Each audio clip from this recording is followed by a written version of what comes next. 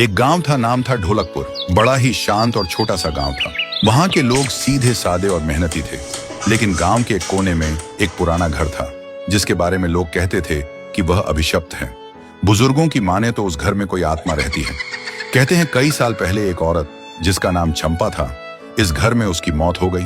कुछ लोग कहते हैं कि उसने फांसी लगाकर मर गई क्योंकि उसकी शादी जबरन नाम के एक बूढ़े आदमी से कर दी गई थी।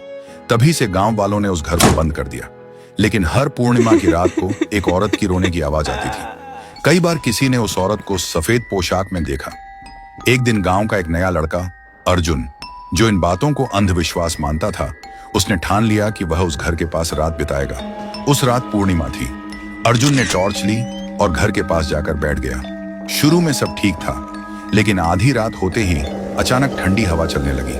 उसके टॉर्च अपने आप बंद हो गई। तभी उसे किसी के कदमों की आहट सुनाई दी। वह घबराया और इधर उधर देखने लगा। तभी उसने देखा एक भूत जो बिना कपड़ों में हवा में उड़ रही थी और उसके सामने आकर खड़ी हुई थी। उसके बाल खुले थे और चेहरा साफ नहीं दिख रहा था। अर्जुन ने कांपते हुए पूछा, कौन हो तुम? औरत ने धीरे धीरे सिर उठाया और उसने बोला, मैं चंपा हूं, मुझे मार दिया गया है। मुझे एक बुढ़े के साथ जोर जबरदस्ती करके शादी कर दिया गया था और उसे बुढ़े ने मुझे मार दिया। और अंत में कहा, मुझे न्याय चाहिए। और उसके बाद चंपा वहां से चल पड़ी। अर्जुन बेहोश हो गया और सुबह तक वह बेहोश पड़ा था। जब उसका होश आया तो देखा सुबह हो गया था।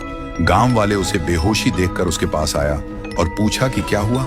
रात में हुई पूरी घटना सबको बोल दिया। उसके बाद अर्जुन ने गांव छोड़ दिया और कभी वापस नहीं आया। और तब से कोई उस घर के पास नहीं जाता। अब भी हर पूर्णिमा की रात घर के पास से एक औरत की सिसकियों की आवाज आती है।